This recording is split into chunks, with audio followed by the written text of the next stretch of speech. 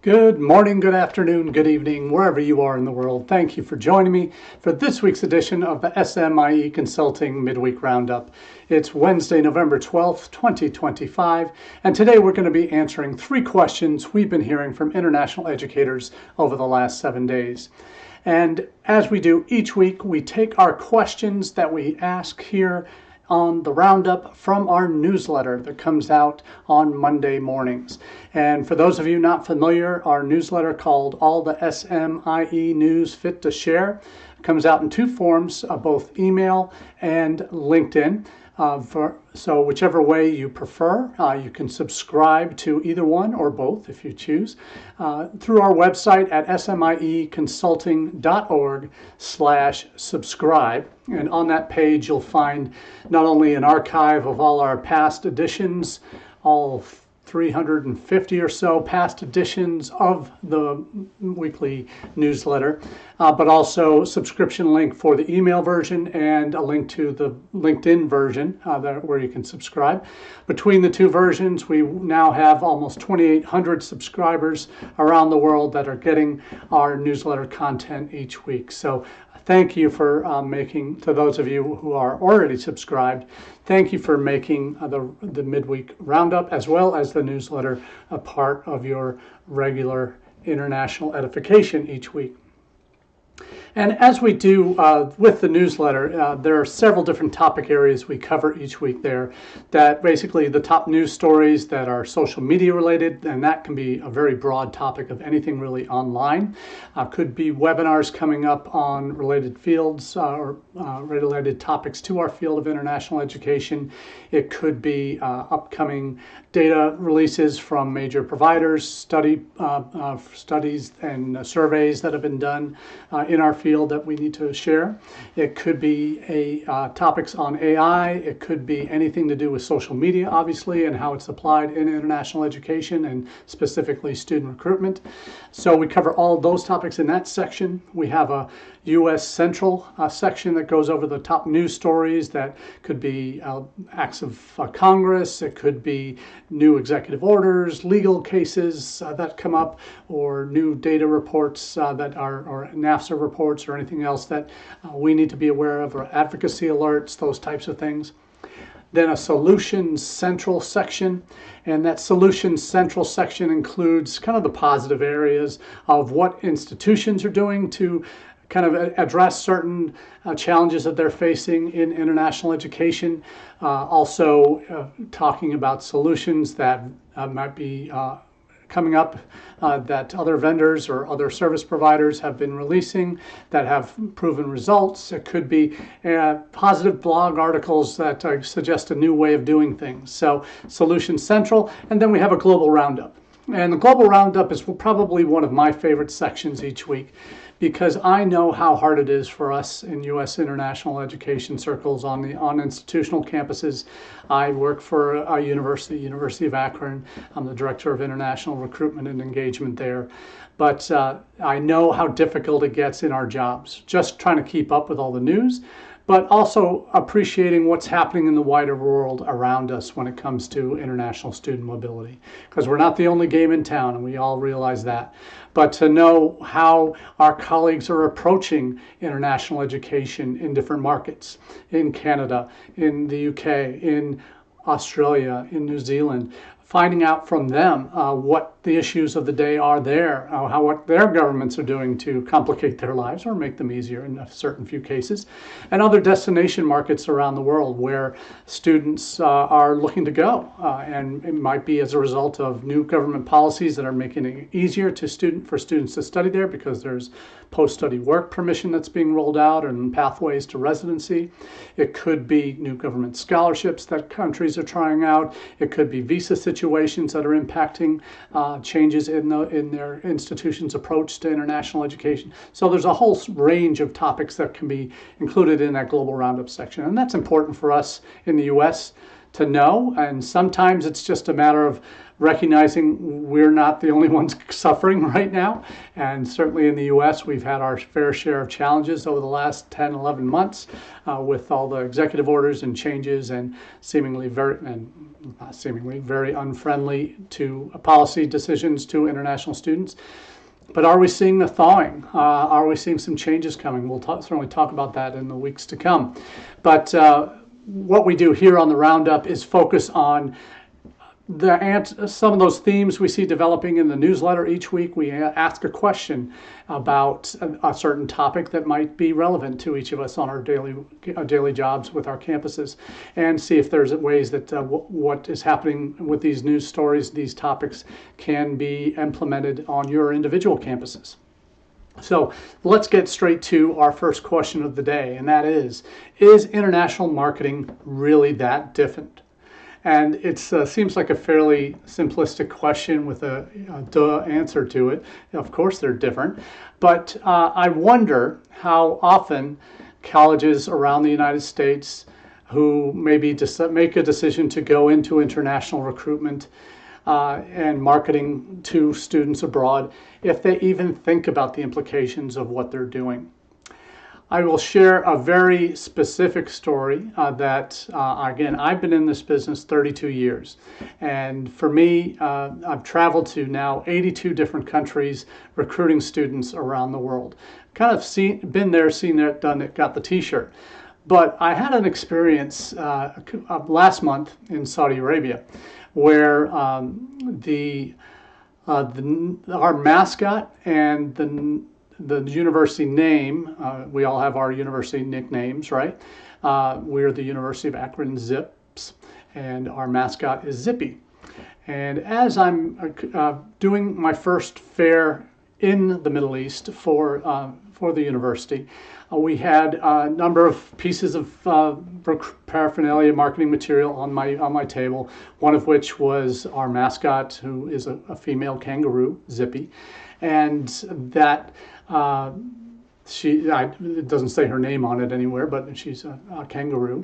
And the other was a piece of kind of a cardboard 8.5 by 11 card on poster board that somebody could hold up and say, and it says "I heart Zippy" on it.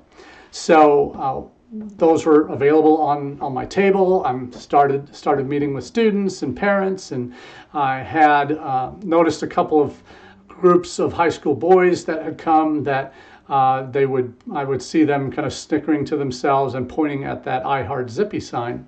And I was like, okay, what's going on here? So had this conversation with a dad later on who was shopping for his daughter for a university, trying to find someone. He had actually grown up going to a high school very close to our university campus. And he shared with me the story that back in when he was attending high school, there was a grocery store, a mom and pop grocery store called Zippy's, because it was close to the university, and there was a tie-in there. It made sense, right, to have that as a name for a university, a grocery store in that area. And he said it was owned by a Middle Eastern guy. And he said, well, it was kind of an in-house joke with the Middle Eastern students and and community that the name of our team is another word for the Zips, is another word for a certain part of the male body. Not going into specifics here, but you can use your imagination. And then I said, oh, really? Okay, well, that makes it interesting. And he said, yeah, that sign there, "I heart Zippy," basically that means I heart this part of the male anatomy. And so this was obviously very eye-opening and humorous at the time, and certainly references to that sign and our mascot I took off the table at that moment to kind of remove that. I'm texting with my boss to explain the situation, and he's running it up the flagpole to our leadership. And that was the real issue, is like, oh my goodness, this is never something that had come up before. The university hadn't really done done active international recruitment for a number of years, and certainly there are not a series of checks with our international faculty on our mascot name and our university name, and it never really been brought up to leadership. And I will say our leadership has changed, the senior leadership has changed quite a bit in the last couple of years, so there may have been some institutional history lost, but certainly internationally, I don't think that had ever been part of a conversation. So we had this important meeting that with our leadership, and shared this piece of information, and had it confirmed independently from a conversation with someone related to a senior vice provost to confirm, yes, it is indeed what we think it is, and that would be and certainly not something to emphasize significantly in recruitment in the Middle East. It's a slang word apparently in certain parts of Saudi Arabia and perhaps beyond in the Middle East. So it was an important piece for us to know that this is a real challenge. And this was our experience again that I had in Saudi Arabia last month. That is a kind of a case study, a cautionary tale, if you will, about how international marketing, how you market yourself as an institution, is that different and has to be that different. And you have to think about these things. And that there are other real simple examples of this. We know those who've been in international recruitment for more than a minute and have used digital channels to try and reach students in certain countries. You know that in China, for example, it's a completely different social media ecosystem. There are various other versions of WeChat, of WhatsApp, of Twitter, of YouTube, of Facebook, all of that, of TikTok's homegrown version, Douyin, is there as well. So it's a whole different ecosystem. And unless you're on those platforms and have verified accounts in China, your content, it really isn't going to be visible, or is going to be way down any search rankings on Baidu or other Chinese search engines. So this is something we know that having locally hosted content in China is very important. There are several vendors, Synorvis and Sunrise, that have done this kind of work for a few years now. So marketing in China, we all know it's different, and it has to be. Content needs to be in native languages in many countries if you're going to truly reach a broad audience and have the impact you want. So is international marketing really that different? Yes, obviously. But there are some macro issues as well that you think about with branding messages that the university has. Are those truly applicable around the world equally? That's part of a conversation when you start. We're having this conversation now. We've at the University of Akron, we've tied up with InUni as our major recruitment partner internationally, and also partnership development. And we've developed content together, and we had one international piece, an international flyer with shows what the process is for international students, costs, scholarships, and majors that are available to international students. And that's one thing that in and of itself can be very different. The academic programs that are available to international students is typically going to be different, not completely different, but there will be certain things, certain programs that you offer that aren't available to international students. That needs to be figured in. But larger questions on branding, on messaging, on mascots, as we're finding out, these are issues that we need to be very aware of. So there's a couple of articles that I'll drop into the chat when I have the time. They're also in the newsletter, so you'll be able to go to our website to get this week's version of the newsletter if you don't already have it, to follow along for which stories these are. So the stories, one of which was a LinkedIn article from someone who's been in the business a number of years, talking about the international marketing for universities when it comes to student recruitment. And he raises some interesting points about not just cut and paste what you do domestically, internationally, gives some examples on some messaging issues that you might run into globally. So these are things to think about. Also, there's a webinar coming up tomorrow, the 13th, Keystone's putting on, that's specifically for international recruitment and finding your niche as a smaller university or college. And there are some interesting topics that will be discussed there. The link to that webinar will be in the chat, but it's also again in the newsletter from earlier this week. So certainly, if you haven't already gotten the newsletter, please go to our website to get this week's edition and follow along at smieconsulting.org/subscribe, and there's an archive of all the previous weeks, 350 or so, that we've done of the newsletter since 2018. So we're glad that we're still able to provide that content to you, and those two articles and everything else that we'll cover today is going to be there for your use. Now, one other piece related to this question that I will talk about is having channels available internationally, because this is one of those questions that goes around international admissions offices. If you're within a domestic admissions office, an overall enrollment management office, and you share social media channels, then it's perhaps a little easier decision rather than being in a separate unit where you probably do need to have your own social channels.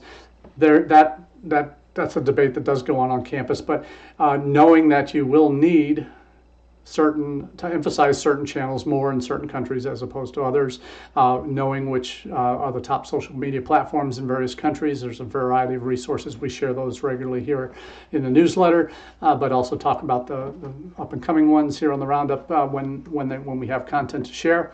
But knowing that what platforms are used in the major markets you're trying to recruit in, and not only the platforms where, like, you could do advertising, whether it's Facebook, Instagram, whatever it might be, or TikTok has gained popularity in a number of countries, but also knowing where certain platforms are not used. So TikTok will not work in India. It's been banned for a number of years by the government there.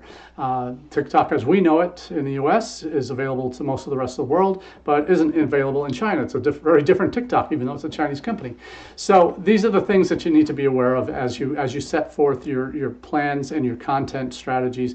And it does take, there's a lot of moving parts here, changing parts from year to year, changing platforms from year to year.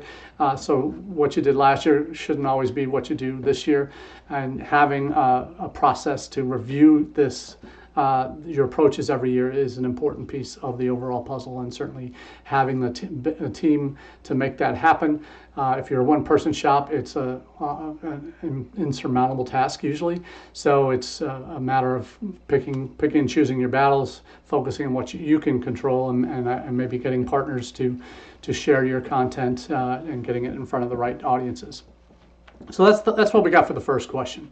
Let's move on to the second question, which is, what are the true costs of lost STEM talent in the United States? Now, we all know in higher ed, in international admissions circles, that STEM is a big driver for international students who are considering the United States. Why? Because those are the kinds of in-demand programs that perhaps are not available in enough supply in their home countries. They're looking to come to the institutions and the country that does them best, and the U.S. has that reputation. We're in the tops of all the rankings. Not maybe our specific institution, but our institutions in general are at the tops of most of the rankings that you see out there. So for us, when we talk about international recruitment, it almost inevitably starts when you're having a conversation with families and students about what are your STEM programs, or do you have X, Y, and Z STEM programs.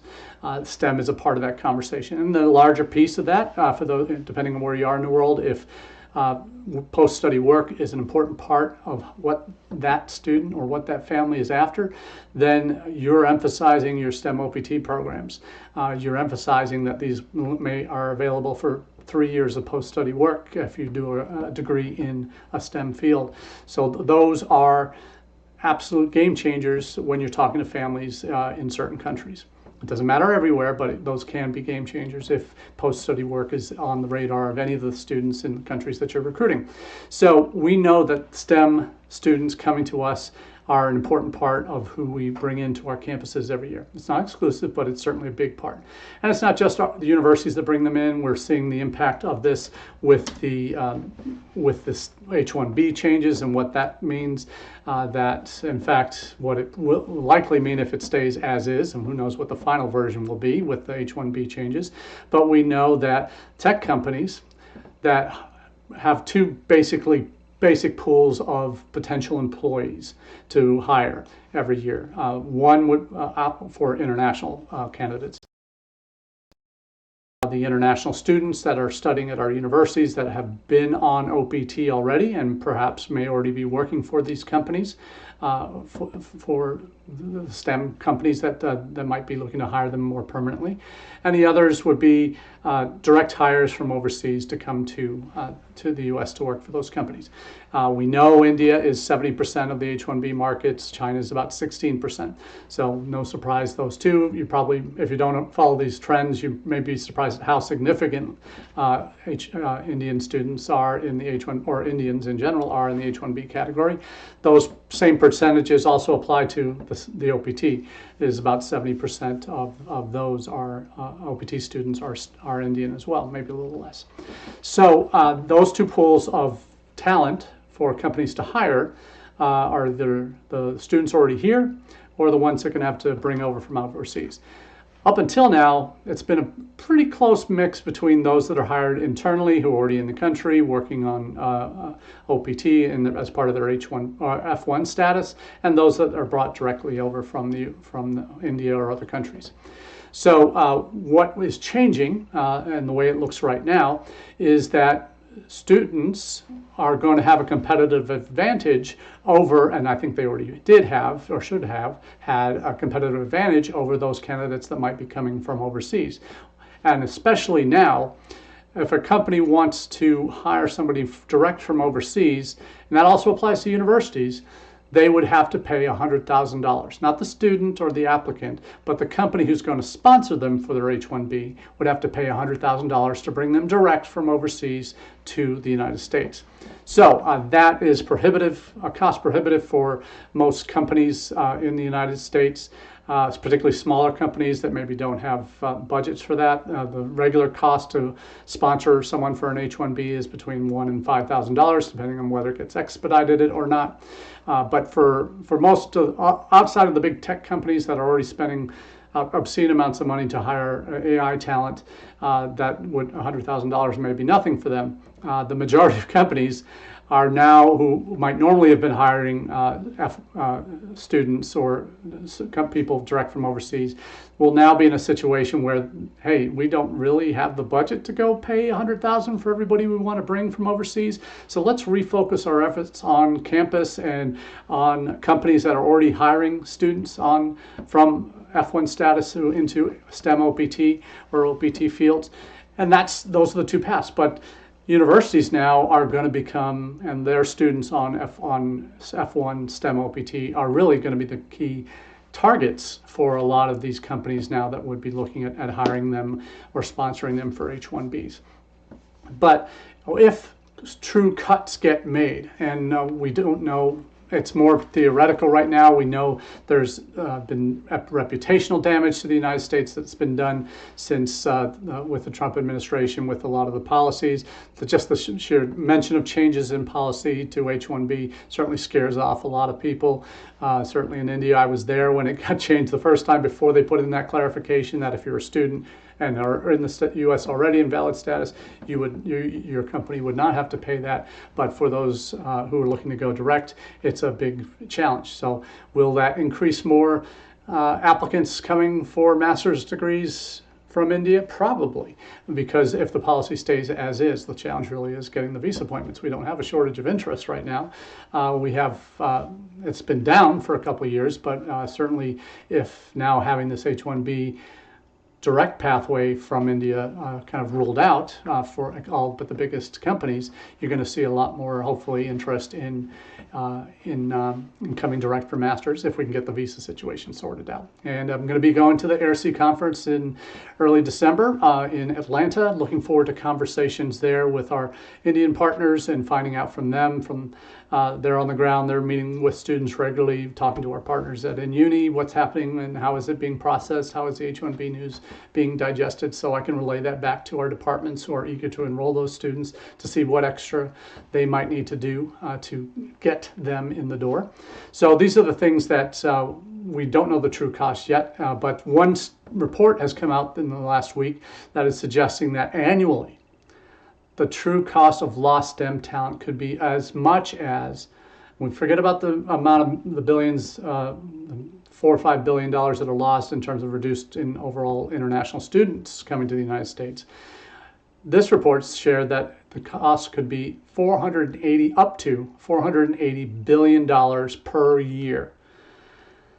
That's significant. We're going to talk hopefully next week. I'll be in Saudi Arabia next week for an event, so I don't know if I'm going to have time to go live, but I may have an evening. We'll see what happens, but we'll share that if we can. But certainly in 2 weeks, we'll be back in right before Thanksgiving talking about issues of the day. But we'll see what we see on the ground as some of the impacts of these policy changes will be. Now, with the last bit of time that we have here today, I want to share not an obituary, because I never would wish that upon any of my colleagues in international education, no matter where they are in the world. But our friends north of the border have suffered greatly over the last couple of years. For those who don't know the history, there was the IRCC in Canada. The Minister of Immigration there imposed, again with Justin Trudeau's previous Prime Minister's blessing, imposed caps on new study permits issued in 2023 and 2024 and 2025. Initially, it was supposed to be 30 to 35% cap in 2024, and this year was supposed to be a 10 or 15% cap. That was a cap on new study permits. And there were exemptions carved out for grad students, and it was really focused on the kind of vocational track students and bachelor's degree students. So, because those have been the areas most ripe with abuse by fraudulent agents, by fake fraudulent documents. They implemented a new system called the Provincial Attestation Letters, PALs, that students had to show that they had before they could apply for their study permits. There's new processes put in place that basically began to regulate the market in a way that had never been done before. It's certainly compared to what we have in the U.S., it's nothing like SEVIS or anything like that. But this provincial attestation letters were verifiable documents that institutions had a quota on that they could use to submit for their new students coming in. So that process was new. The challenge was complicated by other things going on with public relations issues with India and a kind of diplomatic chill between the two countries, where Indian students were upwards of 40 to 50% of all international students in Canada at one point prior to 2023, of the close to 1 million overall students, and almost half of them were, maybe 380, 400,000 were from India, coming primarily for vocational programs, even though they already had master's degrees in a lot of cases, because they were seeing it as a pathway to residency and potential citizenship someday after they're done working. So Canada has really struggled in the last couple of years. There's been financial challenges at many of these institutions. A lot of the public-private partnerships at the vocational college level have really been impacted. The private ones that at some point in these partnerships were 90% international students at some point, and just basically money-making bodies, those have basically been shut down. Very few of those are still able to survive given the caps that are in place. So there was real reputational and real damage done with these caps that were put in place. And people say, well, reputational damage, how do you really quantify that? Well, think about this. The cap was 35% for 2024. The actual reductions that they achieved in new study permits issued was 47% reductions. So they got far fewer folks saying, okay, we're not going to be able to cut. If the numbers are going to be restricted, we're not going to be able to get in, so we're not even going to bother. So they went from a 35% cap or reduction in new study permits issued to a reality of 47% or so in 2024. The numbers so far for 2025, where they had in place a 10 to 15% cap, are already tracking at 60 to 65% reduction. So they're well exceeding the 10 to 15% they wanted. They're getting 60 to 65% reduction on the previous year. So the numbers have come down already dramatically, and that is shuttering programs at many institutions that had previously depended and become 40, 50% or more of their student body basically being international. They've lost those revenue streams. They can't afford to keep these programs open. They're laying off faculty. They're laying off staff. They're closing programs. That's happening nationwide in Canada, outside of maybe the elites that have never had to worry about numbers. So there's some real challenges going on already. And then in the last week, you've had a raft of announcements come out from the Canadian government and provincial governments. You've had the province of Quebec, French-speaking province, has now eliminated the permanent residency pathway and even potential work opportunity for international graduates, effective in, I think, 2027. So that province is particularly nixing the idea of, well, basically eliminating any future international student graduates wanting to stay in Quebec, removing that ability for them to even think about it. So that's happened. You have had now the Prime Minister in the new budget is saying they're going to be 50% caps in 2026, 27, and 28 to further reduce, further 50% reductions in the number of study permits in the next 3 years, 26, 27, 28 in that next budget cycle. So it's just slaughterhouse up north of the border in terms of what's happening in international ed.